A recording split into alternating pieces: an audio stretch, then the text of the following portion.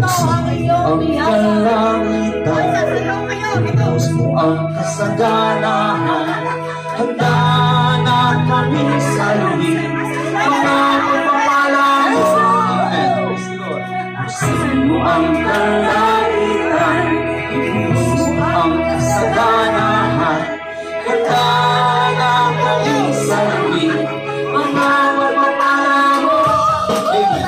Buksan mo ang kalangitan, Diyos mo ang kasaganahan.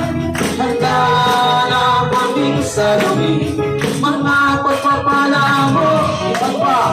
Buksan mo ang kalangitan, Diyos mo ang kasaganahan. Handa na kami sa langit, mga pagpapala mo. Ibuhos mo, ibuhos na ibuhos mo, ibuhos mo sa bandali mo. Ibuhos mo, ibuhos na ibuhos mo, ibuhos mo sa pamilya ko, sa pamilya ko. Ibuhos mo, ibuhos na ibuhos mo, ibuhos mo sa pangarap ko. Buksan mo ang kalangitan, Diyos mo ang kasaganahan. Handa na kami sa langit, mga pagpapala mo. Buksan mo ang kalangitan, Diyos mo ang kasaganahan. Handa na kami sa langit, mga pagpapala mo.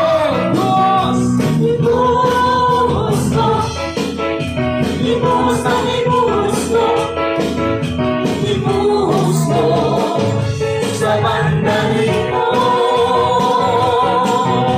Ibuhos mo, ibuhos na ibuhos mo, ibuhos mo sa pamilya ko.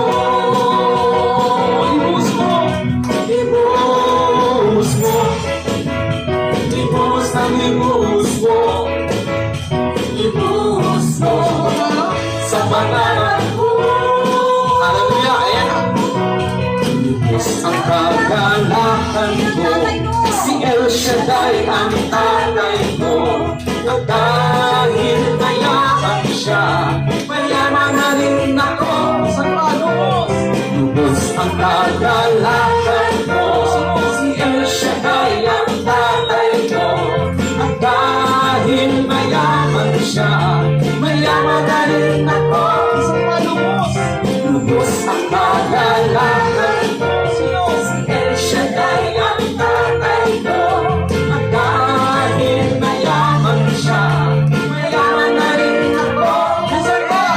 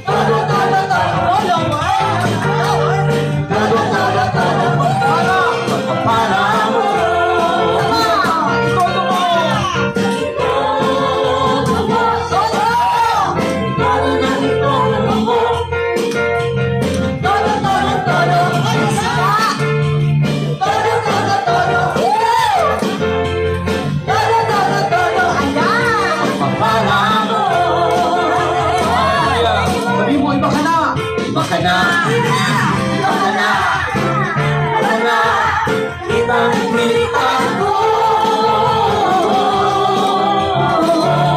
Nakita mo ba? Iba na yung mata mo. Baka na, baka na, baka na, kitang-kita ko.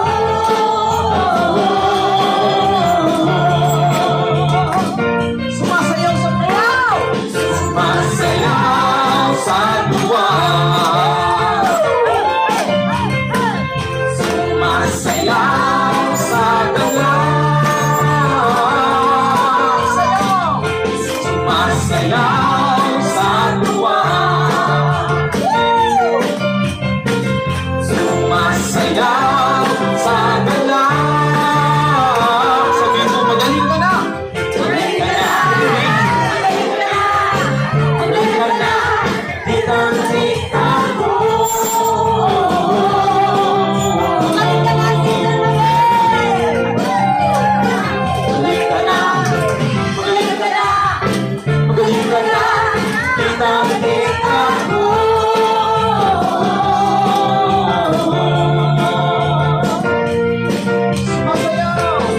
Sumasayaw sa luwag, sumasayaw sa galaw, sumasayaw sa luwag,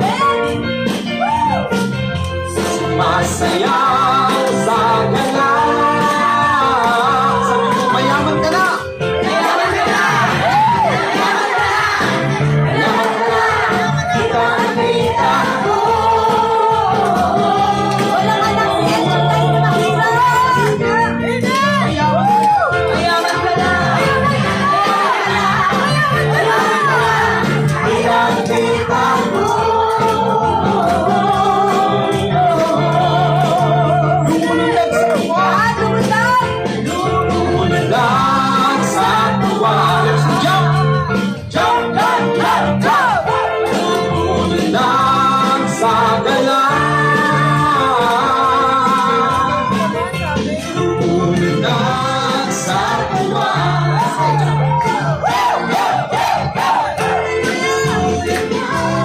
Sa galaw. Sabi mo, malakas ka na. Malakas ka na. Malakas ka na.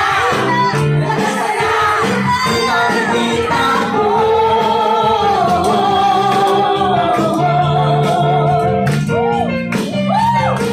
Malakas ka na.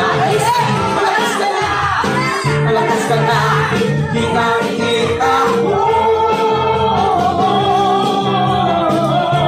Sumisigaw sa tuwa. Sumisigaw sa tuwa. Sumisigaw sa galaw. Hallelujah! Sumisigaw sa tuwa. Sumisigaw sa galaw. Sabi mo, bless ka na. Bless ka na. Bless ka na. Bless ka na. Kitang-kita ko.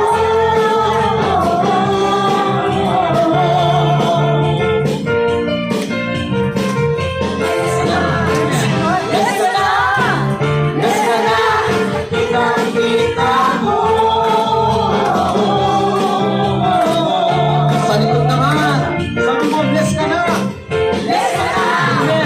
Bless ka na. Bless ka na. Kitang-kita ko. Sa iba, sa kaliwa. Bless ka na. Bless ka na. Bless ka na. Bless ka na. Kitang-kita ko.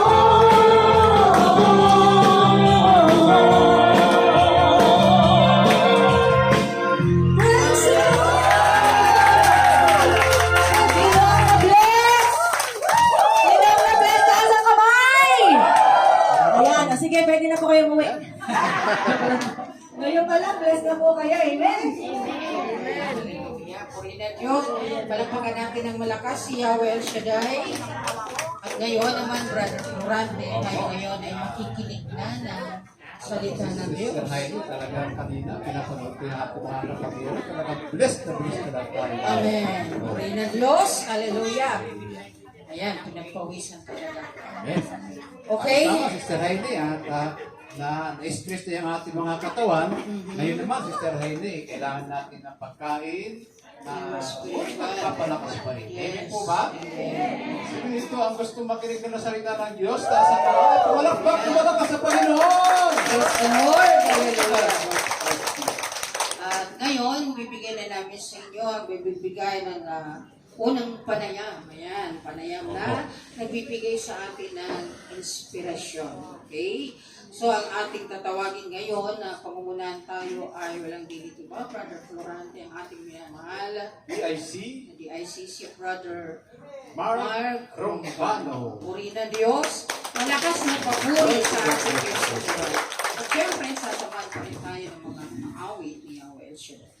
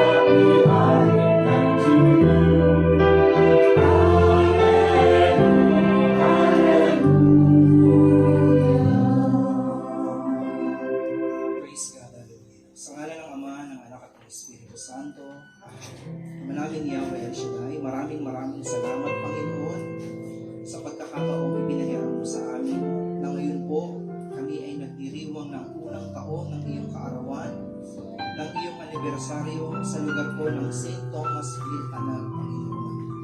Alam namin, O Diyos, na bagamat kami ay bago pa lamang po, Panginoon, pero alam namin malalim na ang pagkakakilala ng bawat isa sa amin sa iyo, Panginoon. At ginagamit niyo kami sa lugar na ito upang marami pang mga tao ang makapakinig ng iyong salita, higit sa lahat maranasan ang iyong kabutihan. Kaya niyo po na sa pagninilay namin ng iyong salita, mas lalo ka pa namin makilala, mas lalo pa namin maranasan ang pagbuhos ng iyong kasaganaan sa bawat isa sa amin. Sa iyo namin ipinagkakatiwala ang lahat, pati ng aming mga buhay. Hayaan niyo po na tanuran ng libo-libong anghel ang apat na sulok ng half-court na ito, Panginoon. At anumang gawa ng kaaway ay hindi makapagpinsala sa pangalan ng Jesus. Sa iyo ang lahat ng kapurihan at pasasalamat. Sa ngalan ng Ama, ng Anak, at ng Espiritu Santo. Amen. Kung kayo po ay may dalang Bible, mga kapatid, kayo po ay aking inaniya na ito ay buksan sa aklat ni Isaias, Kabanatang 45, talatang 8. Let's take our reading to the book of Isaiah, chapter 45, verse 8. Isaiah 45, verse 8. Drip down, O heavens, from above, and let the skies pour down righteousness. Let the earth open up, that salvation may sprout, and righteousness spring up with it. I, the Lord, have created it. Padadalhan kita ng sunod-sunod na tagumpay, parang mga patak ng ulan na bumabagsak sa lupa. Dahil dito'y maghahari sa daigdig ang kalayaan at katarungan. Akong si Yahweh ang magsasagawa nito. Mga minamahal kong magulang at kapatid, ito po ang mga salita ng Diyos. Okay, palakpakan po natin ng malakas ang kanyang salita. Praise God! Pwede lang po kayong magsipalakpak muli. Sige na, ako na po kayo mga kapatid ko kay Kristo. Bago po ako magpatuloy, kayo po yung aking binabati ng happy anniversary. Ito po sa inyong magandang lugar. Ito pong scripture na aking binasa sa inyo, mga kapatid, ay nagpapatunay na alam ng Diyos ang magiging kahihinatnan ng mga tao. Sapagkat ang tinutukoy niya po ditong tao ay si Cyrus the Great, mga kapatid. kung kayo po ay mahilig magbasa ng mga aklat, lalo na po yung mga kasaysayan sa daigdig, madadaanan niyo po yan isang Persian hymn na may kinalaman po sa mga Hebrew people, mga kapatid. Ang sabi po ni Yahweh, padadalhan kita ng sunod-sunod na tagumpay na parang patak ng ulan. So, ito po ay prophetic announcement na sinabi po ng Diyos kay Isaiah, bagamat ang taong ito ay hindi pa isinisilang.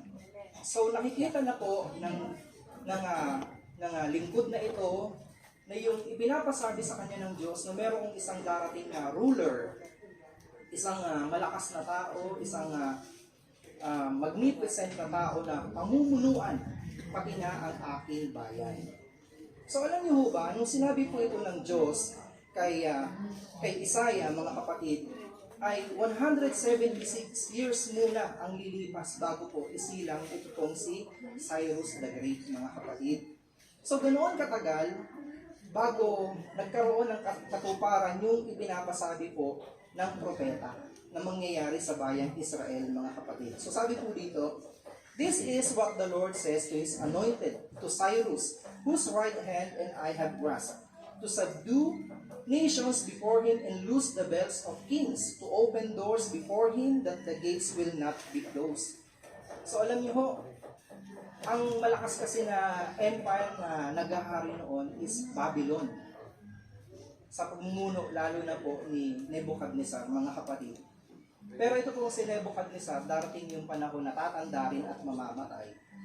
So yung kanyang earthly ruling ay gagapiin po ng isang bata, ng isang isisilang na magaling na tao. Yun nga po si Cyrus the Great, mga kapatid. So sabi po dito sa Isaiah 45, I call you by your name, I name you, though you do not know me. Ask me of things to come, I have stirred up him in righteousness, and I will make all his ways level. He shall rebuild my city, and set my exiles free, not for price or reward, says the Lord of hosts. Kasi po, yung pagdating po ni Cyrus the Great, ang mga Hudyo po, ang mga Israelites po ay nasa exile na. Sila po ay kinugkob ng Babylon Empire at dinala sa iba't ibang bansa. So ang Israel po ay nawala na po ng sariling bayan. Pagdating po nitong si Cyrus the Great, siya po ay maglalabas ng decree na lahat ng mga alipin ay pinapayagan niya ng umuwi sa kanilang mga bansa. So mabait pong hari itong si Cyrus the Great, mga kapatid. Although hindi maganda yung lahi na kanyang pinagmulan. Kasi po, nung 6 months old pa lamang po si Cyrus, King of Persia, yung kanya pong lolo ay naginip na yung kanyang trono ay inagaw ng kanyang apo. Ito nga po si Cyrus, mga kapatid ko kay Kristo. Now, sa takot po itong lolo ni Cyrus, mga kapatid, ay inutusan niya ang kanyang tauhan na ipapatay ang batang ito na si Cyrus the Great, mga kapatid. Pero alam niyo ho, yung tauhan na yon, kalimutan ko yung pangalan niya parang Erasmus, parang ganun. Hindi niya pinatay ito pong si Cyrus. Ang ginawa niya po, ipinamigay niya po ito sa ordinaryong tao para lumaki. Now, nung umidad po ng 10 years old, ito pong si Cyrus the Great, nalaman po ng kanyang lolo na hindi pala ipinapatay ng kanyang tauhan, buhay pa pala. So, sa galit po ng lolo, yung anak po ng kanyang tauhan, yun ang pinapatay niya at ipinakain niya sa sariling ama, mga kapatid. So, ganun po kabrutal yung naging history po nitong si Cyrus the Great. Alam niyo mo, itong Isaiah, marami pong mga scholars ang nagsasabi na merong dalawang author na sumulat nito. Kasi po, ang mga propeta, syempre, nakakakita yan ng vision, nakakakita yan ng mga kapahayagan, ng mga prophecy. So habang yun ay kanilang sinasabi, meron po silang mga tinatawag na eskribador. Yun po yung mga tagasulat.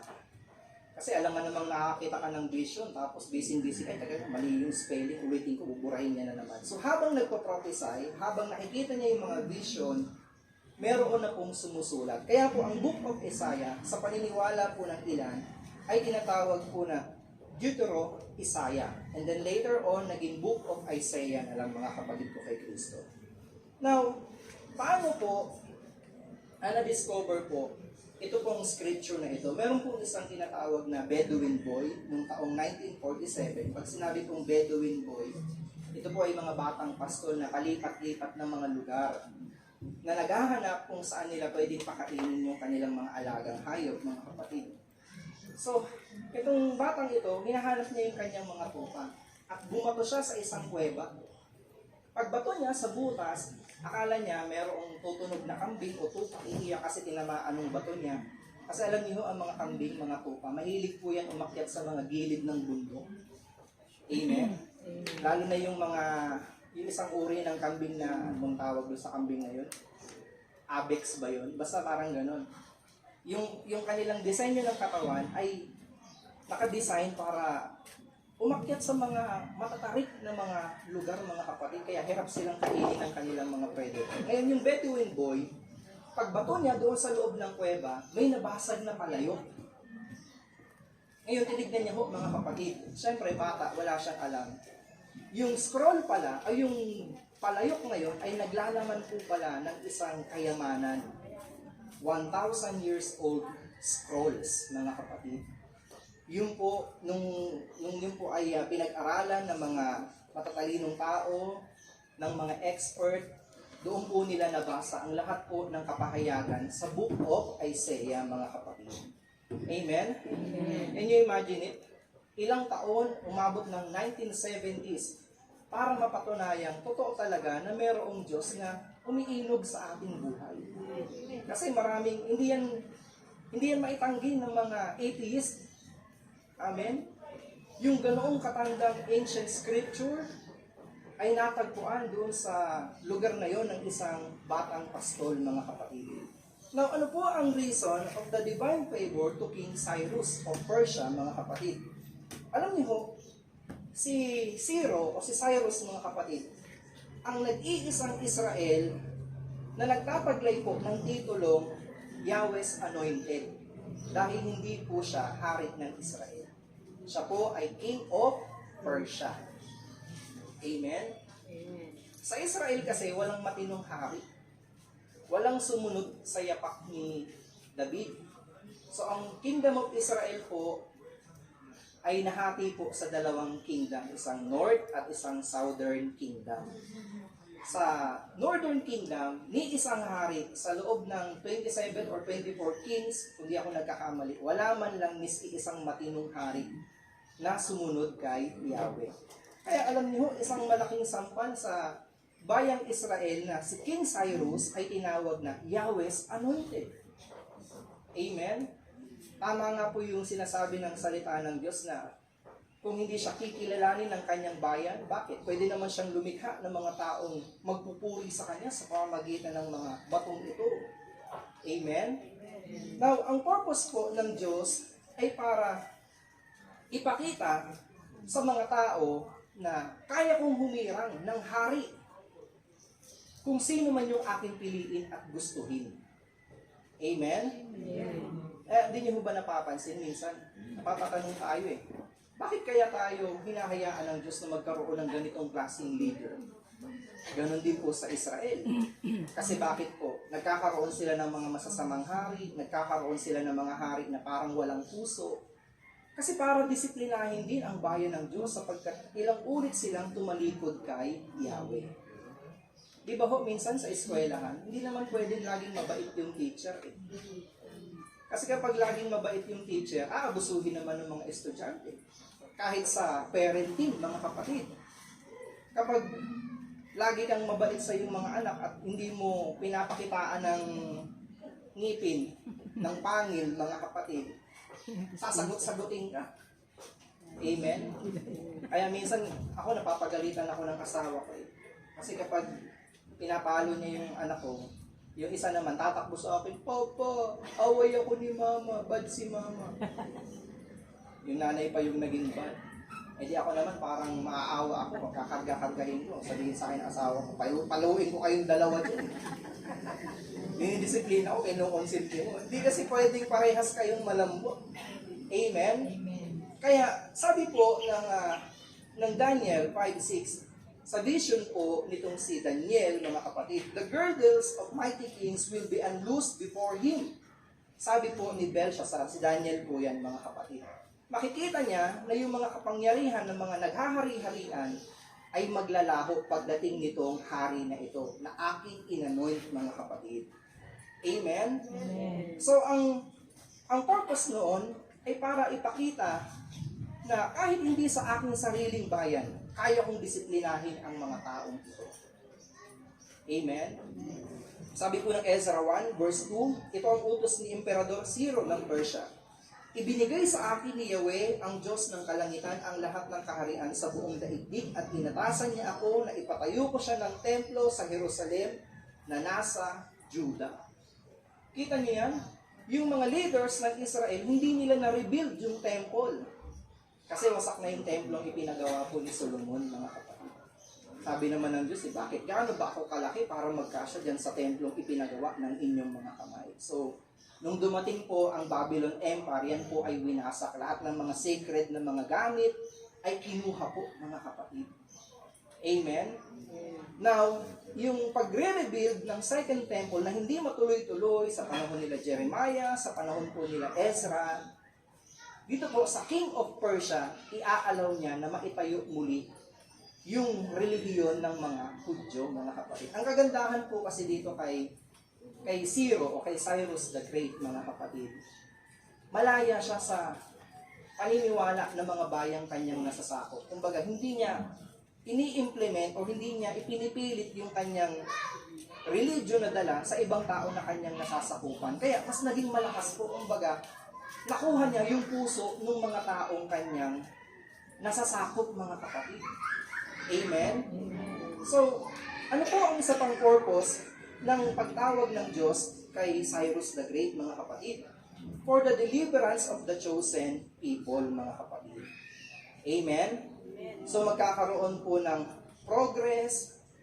Dati, ang mga Hudyo, mapapangasawa sila ng iba't ibang lahi, mawawalan sila ng sariling mga tirahan, mapapalayo sila sa kanilang bayan. Pagdating po ni Cyrus the Great, papayagan na silang umuwi sa kanilang mga bansa. Kahit wala silang visa. Amen, mga kapatid ko kay Kristo. Kaya, tinan nyo ho, hindi tayo pwedeng magmalaki sa harapan ng Diyos eh. Kasi kahit ordinaryong tao, sabi nga ni Haring Nebuchadnezzar, nung after niyang nabaliw kasi si King Nebuchadnezzar eh. Sabi niya kasi, eto, ayan, lahat yan ipinatayo ko, akong nagpagawa niyan. Biglang may tinig na nagsabi sa kanya, talaga?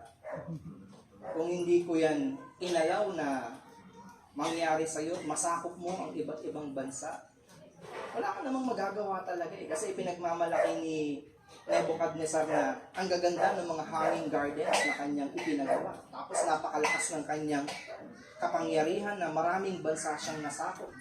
After all, naging para siyang, ang tawag dito, yung hayop na mabangis. Humaba ang kanyang kuko, yung buhok niya ay humaba.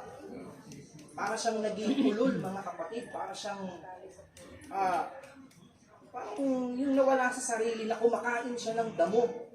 Na ang sabi sa kanya ni Yahweh, hindi ka babalik sa dati hanggat hindi ka natututong tumingala. Hanggat hindi ka nakakaalalang ma-realize mo na ang lahat ng authority at kapangyarihan ang pinagmumulan ay ang Diyos na kataas-taasan. Amen? Alam niyo, minsan, mabilis tayong malasing sa kaunting kapangyarihan. Diba mo, mga kapatid? Minsan, ang pahawakin ng authority, biglang abuse na abuse mo. Minsan kang yumaman, biglang parang, kala mo, hindi mo nakakilala yung mga dati mong kapitbahay. Sino ka nga? Kilala mo naman talaga. Diba mo, mga kapatid? Yung pagdating sa mga sports ng suntukan, napakalakas mo, biglang after a couple of years, biglang hindi ka na pound for pound. Diba? Hindi ka nakasama sa mga the greatest, mga kapatid. Ganun lang talaga eh. Kaya dapat ang tao po, humble lang sa harapan ng Diyos. Amen. Pinagpapala niya yung taong karapat-dapat pagbigyan ng mga ganoong bagay. Kaya siguro, kung hindi pa tayo inaalaw ng Diyos na yumaman, kasi baka di natin kaya. May mga tao kasi na may practice maging mahirap, pero walang practice maging mayaman. Amen? Pag mahirap siya, mabait, mababa ang loob, mahirap eh. Isa ang ulam. Pero konting yaman pa lang, ako wala na. Kaya hindi yun i-allow sa atin ng Diyos, mga kapatid. Amen? Meron mga taong binibigyan ng Diyos ng napakagagandang mukha kasi kaya nilang dalahin. Mayroong mga ganong tao na kahit gwapo, kahit magaganda, faithful sila sa kanilang mga asawa. Pero meron din naman, di nakakagwapuhan, tumatatlo pa. Hindi na, di ba mga kapatid? Palakpakan natin ang ating Panginoon.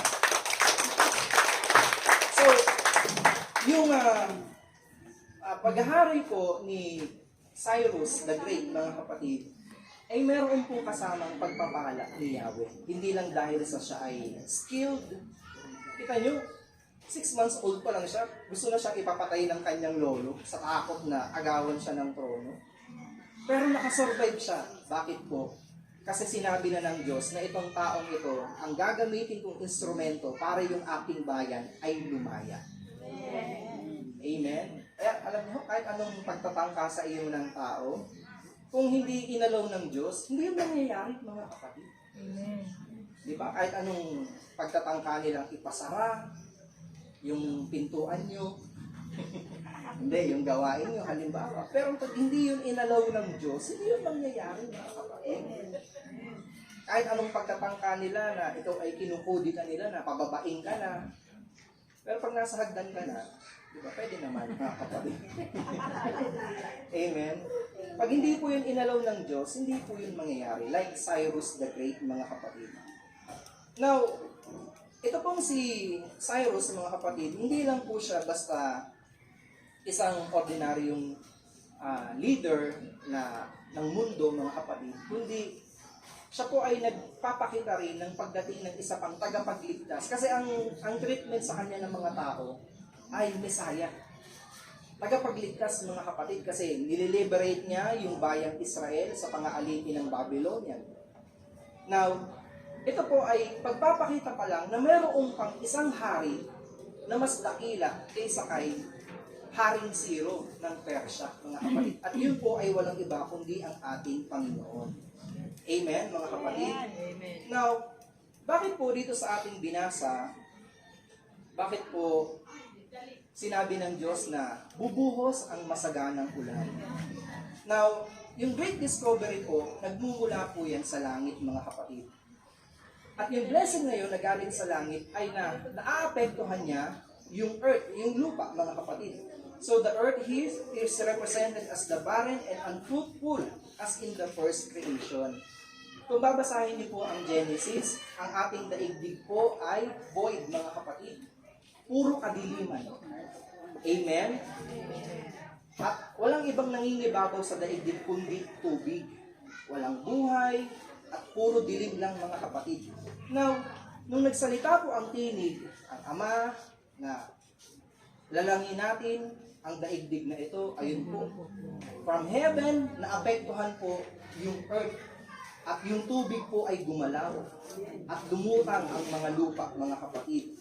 So the plain words by earth is meant by mankind, mga kapatid. Ngayon, kung ano po ang sabihin po ng ating Creator, nagkakaroon po ng epekto sa ating buhay, mga kapatid po kay Kristo. Amen? So ano po ang ipinapakita sa atin? Let the earth open, it is shut before as the ground is hard for want of rain, mga kapatid. Now, paano po mabe-bless ang isang lupa? Di ba nung nagkasala po si Adam at Eve, kinurse po ang lupa? Na dati sana, kusa itong sisibol, hindi magtatrabaho ang tao, kukuha na lang siya ng bunga, ng prutas. Pero nung nagkasala po si Adam at si Eve, sinumpa po ang lupa. Kasi doon tayo galing, mga kapatid. Amen? Alam niyo ba na yung katabi ninyo ay amoy lupa? Hindi, joke lang, mga kapatid. Pero totoo po, merong part ng ating katawan na part din po ng lupa. tayo ay mayroong calcium. Ang lupa may calcium. Tayo ay mayroong zinc. Ang lupa ay mayroong ding zinc. At iba't iba pang mga vitamina o iba't iba pang mga bagay na kahalintulad ng sa lupa. Now, nung nagkasala po ang tao, na-curse po ang ground, mga kapatid. Na kung hindi pagtatrabahuhan ng tao, magiging mahirap ang pagdating ng hirap. Ngayon, yung sinasabi po dito sa Isaiah 45, mga kapatid, nabubuhos ang masaganang ulan, ibig sabihin po nun na yung barren soil, yung lupa na sabihin na natin baog, walang bunga, pag nadiligan ng ulan, muling tutubo at mananagana, mga kapatid. Amen? Now, ano po ang sinisimbolo ng lupa na tinutukoy? Yung puso ng tao na matigas. Na kapag hindi tinanggap ang salita ng Diyos, mananatili siyang barren, baog, mga kapatid, walang fertility, walang bunga, mga kapatid ko kay Kristo. So, ang isa pong dahilan kung bakit po matigas ang lupa or ang puso ng tao is because of foolishness. Kamangmangan, mga kapatid. Amen? Sabihin mo sa iyong katabi, huwag kang mangmang. So, ang Diyos po, nag-proclaim po siya ng kanyang salita, ng kanyang mga gawa, pero ang mga tao po, binaliwala po ang kadakilaan ng Diyos. Sila ay sumamba sa iba't ibang mga Diyos-Diyosan, pinalaya sila sa Egypt, gumawa sila ng gintong buya, at ang sabi nila, eto ang Diyos na nagpalaya sa amin. Amen? Kaya, ang tao po, dahil sa kanyang kamangmangan, mga kapatid ko kay Kristo, siya po ay napapahamak. Pag ang tao po walang alam sa salita ng Diyos, ano pang aasahan mo doon? Siyempre, puro kalikuan ang kanyang mga gagawin. Amen? Kaya po, may mga tao po na kapag nakakapakinig sila ng salita ng Diyos, sila ay na-enlighten. Ano po ang nasasabi nila? Ay talaga, masama pala yun. Akala ko kasi okay lang yun kasi ganun yung ginagawa ng mga karamihan. Akala ko okay lang na lalaki sa lalaki. Akala ko it's okay to be gay. Diba? Pero because of foolishness, mga kapatid, hindi nila naiintindihan. Kaya nga po, mahalaga po na may nagpapaliwanag sa kanila, na may nagpapaulan ng salita ng Diyos. Amen, mga kapatid? Amen. Kaya niyo bang magpaulan ng salita ng Diyos? Bunga nga lang pinapaulan natin eh. Ano ba naman kayo? Magsigising na kayo! Mga kapatid, tanghali na! So another thing kung bakit po matigas ang lupa, mga kapatid ko kay Kristo, is because of ingratitude. Sabi po ng Isaiah 4 verse 4, sa pamamagitan ng makatarungang paghatol, huhusgahan ni Yahweh ang karunihan ng Jerusalem at ang dugong na buhos doon. Sa dami po ng mga kagilagilalas na ginawa ng Diyos, mga kapatid, hindi sila nagpasalamat o kumiling man lang kay Yahweh at sila po ay sumamba sa ibang mga Diyos. Sino ba to? Yung sinasambang Diyos-Diyosan ni Baal. Kaya si Baal, meron pa nga dyan yung isa, si Dagon, at saka si Bel, mga kapatid ko kay Kristo. Kaya ho, yung kanilang puso ay lalong matigas, mga kapatid ko kay Kristo. Amen? Another thing is obstinacy, mga kapatid. Or obstinacy, pagmamatigas, mga kapatid ko kay Kristo. Maraming mga tao kaya hindi nila maranasan yung biyaya ng Diyos sapagkat matigas ang kanilang puso. Niyayaya mo na sa anniversary, ayaw pang sumama. Nilibre mo na nga ng pamasahe, ayaw pa rin sumama. Kaya dahil sa kanyang pagmamatigas, isang araw siya ay titigas. Mga kapatid. Yung nanigas na lang bigla, alam niyo, huwag natin hintayin na dahil sa ating pagmamatigas, ay manigas kang tuluyan. Pangit naman yung nagsimba ka sa buong buhay mo 2 beses lang. Una, nung binyag. Ikalawa, nung kamatayan, mga kapatid. Amen? Pangit naman, napapasok ka lang ng simbahan kasi babasbasan yung iyong nakaul. Pero yung puso mo ay nanatiling matigas. Ayan yung sinasabi ko, mga kapatid. Kita nyo? Kung ang tao ay hindi pinaghahatian ng salita ng Diyos, pag ganun putok, baka napamura eh. Another thing is total barrenness, mga kapatid. So dahil sa kanyang wickedness, mga kapatid ko kay Kristo, ang tao ay hindi makapamunga ng ayon sa niloob ng Diyos. Kasi ang gusto ni Lord, may bunga tayo eh. Pero dahil po sa katigasan natin, walang fertility, walang dating sa atin yung salita ng Diyos na ipinapangaral, wala tayong bunga, mga kapatid. Bunganga lang meron. Sabi po ng Hebrews 6:7-8, sapagkat pinagpapala ng Diyos ang lupang pagkatapos tumanggap ng masaganang ulan ay sinisibulan ng halamang pinapakinabangan ng magsasaka. Narinig niyo po? Subalit, kung mga damo at halamang matitinik ang tumubo doon, walang kabuluhan ang lupang yon at ito'y nanganganib pa ng sumpain ng Diyos at tupukin sa apoy. Amen. Okay. Sound check. Wala. Sound. Yan. Ulitin ko mga kapatid sapagkat pinagpapala ng Diyos ang lupang pagkatapos tumanggap ng masaganang ulan ay sinisibulan ng halamang pinakikinabangan ng magsasaka. Subalit kung mga damo at halamang matitinik ang tumutubo doon, walang kabuluhan ang lupang yon. At ito'y nanganganib pa ng sumpain ng Diyos at ito'y tutupukin sa apoy. Amen? Alam niyo ho ba, maraming mga lupa, walang pakinabang. Buti na lang, nandiyan si Cynthia Villa. Joke lang mga kapatid. Ito joke lang May nagtitinda ng mangga. Sabi ng tindera, sa namimili ng lupa, Nay, bili po kayo mangga, matamis, masarap. Yan. Tinanim po sa magandang lupa. Sabi ng bibili, sige, bilihin ko na. Ito po, mangga. Hindi, yung lupa. Yung lupa ang binili. Kaya kasi maganda yung bunga. Kasi alam nyo, may mga klase ng lupa na mahirap taniman. Amen? Kaya alam nyo, pag umaakyat kami ng Faith Mountain sa Tagaytay, mga kapatid, pag umaakyat po kami doon, may mga dala-dala kaming mga pananim. Noong una, ang dala po namin ay kalamansi. Tapos, sunod naman po, ang dala namin ay sili. Kaya, sunod siguro toyo. Suka. Amen? Sabi sa amin isa namin kasamahan, kung aakyat din lang kayo na wala kayong dalang pananim, huwag na kayong umakyat. Kasi anong itatanim nyo? Sabi ko, sir, pwede naman siguro sama ng loob na lang. Amen?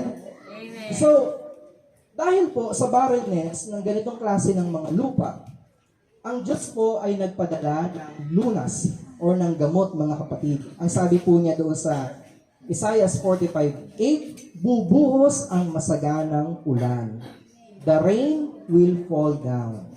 Amen? It will drop down, mga kapatid. Sabi po ng Hosea 13:3-5, kaya nga, matutulad sila sa mga ulap sa umaga o sa hamog na madaling naglalaho gaya ng ipa na inililipad ng hangin, gaya ng usok na tinatangay sa malayo. Sinabi ni Yahweh, akong si Yahweh na inyong Diyos, ako ang nagpalaya sa inyo sa Ehipto. Noon wala kayong ibang Diyos kundi ako, at walang ibang tagapagligtas maliban sa akin. Kinalinga ko kayo sa ilang at sulapain tuyo at tigang. Dati po, ang mga Israelites, sila po ay alipin sa Egypt. Amen? Bagamat, ang Egypt po, in ancient civilization ay makapangyarihan. Sila po ay influential dahil advance ang kanilang mga learning, advance ang kanilang technology, mga kapatid. Pero, aanhin mo naman yun kung ikaw ay namumuhay doon bilang isang slave, tagagawa ng bloke, at hinahataw ka ng mga Egyptian. Amen? Kaya ang sabi po ni Yahweh, pinalaya ko kayo Kinalinga ko kayo, at kahit kayo ay nasa ilang, hindi ko kayo pinabayaang magutom. Amen, mga kapatid? Kaya mamaya po, kakain kayo. Amen? Ngayon po, kumakain na kayo ng salita ng Diyos, mga kapatid. So, it means righteousness, mga kapatid. the rain will drop at mananagana po ang mga lupang tuyo, mga kapatid ko kay Kristo. Now, ano po ang sinisimbolo niyan? Ang daigdig po, dahil sa corruption, ay napailalim po sa sumpa. Ngayon, para ma-save ang lupang ito, ang Diyos Ama, sinugo niya po ang kanyang anak. Sumisimbolo ng ulan na dumating po sa ating lupa at nagkakawang tao, walang iba po ang ating Panginoong Jesus. Amen? Na yung barren soil, mga kapatid, because of Jesus Christ, sa pamamagitan ng dugo na matitigis sa lupa, ang corruption, ang kasalanan ng tao, ang infertility ng soil na ito dahil po sa dugo ng Panginoon ay mabibigyan ng pagkakataong magkaroon ng panibagong sibol at panibagong buhay. Amen? Kaya wag niyong sabihin niyo, ano ba yan? Umuulan na naman. Magpasalamat po tayo na meron tayong ulan, meron tayong rainy season, mga kapatid. Kasi may mga bansa hindi inuulan. May mga bansa po, like po sa Middle East, na every 3 years bago umulan. Tapos yung ulan parang dura. Ang dalang, mga kapatid. Ganun lang. Pero tayo na nasa tropical country, umaaraw, mainit, maalinsangan, pero umuulan din naman, mga kapatid. At kapag umuulan, yung mga binhi na nandoon sa pinakatuyong lupa, mga kapatid, ay nabibigyan po ng panibagong pagkakataon na mabuhay at sumibol. At yung ating mga magsasaka ay mayroon pa ring hanap buhay, mga kapatid. Amen? Amen. Now, hindi lang po ordinaryong lupa ang ating pinag-uusapan. Pwedeng yung mga tuyong lupa na yun ay ang ating buhay, mga kapatid. Pero pag inalaw natin si Yahweh El Shaddai na bumuhos sa ating buhay, mananagana, pagpapalain, pagagalingin, palalakasin tayo ni Yahweh El Shaddai. Tayo po ay magsitayo sa kanyang presensya. May kapangyarihan kami, Panginoong, na darama sa aming kalagitnaan at alam namin sa pagbuhos ng iyong kapangyarihan, kami po ay iyong pagpapalain. Ano man pong mga dryness, ano man pong mga barrenness, Panginoon, katulad po ng ipinangako mo't ginawa mo sa iyong lingkod na si King Cyrus, papapatakin mo na parang kagaya ng masaganang ulan ang kanyang pagtatagumpay. Kaya Lord, ngayong anibersaryong ito, inaangkin namin na parang buhos ng ulan ang pagtatagumpay namin sa aming mga buhay, Panginoon. Ano man yung mga dryness, kahirapan, pag-uusig, mga kagipitang aming nararanasan, Panginoon, sa wakas sa pamamagitan ng iyong biyaya, sa pagbuhos ng iyong kapangyarihan, alam naming, Panginoon, na mararanasan na namin na kami po ay tinugon nyo na sa aming mga panalangin.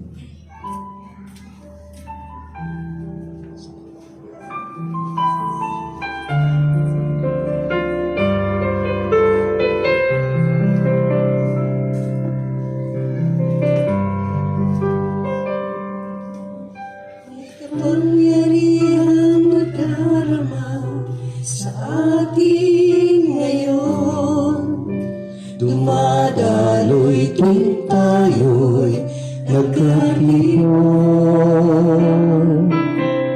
Diyos ng Himala, siya lahat ang may likha. Nasa atin ang kanyang pagpapala. May kapangyarihang nadarama sa atin ngayon. Dumadaloy din tayo'y nagkatipon. Diyos ng Himala, siya lahat ang may likha. Nasa atin ang kanyang pagpapala. Bumubuhos ang iling na bulisay, dadalak ang tunay, kagalingan at pag-asa. Bumubuhos, biyaya niyang bulisay, kaligtasan ang buhay, mula sa aking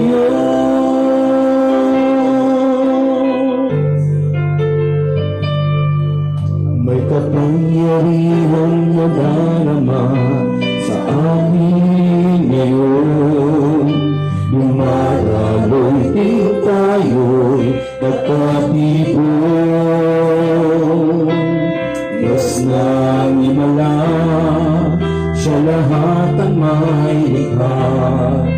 Nasa atin ang kanyang pagpapala.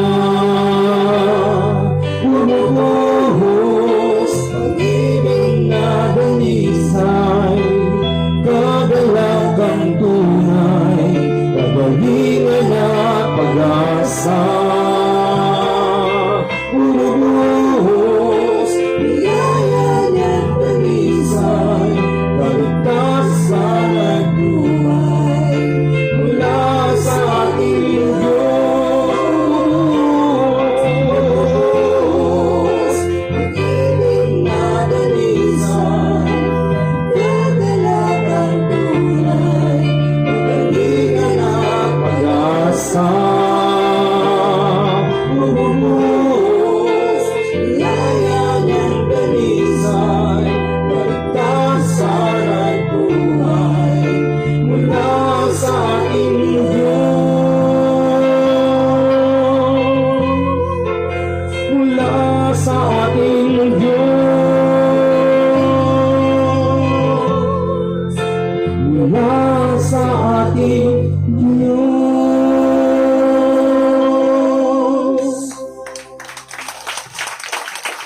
Praise God. Purihin natin ang dakilang Yahweh El Shaddai. Salamat po, Praise the Brother Lord. Mark, sa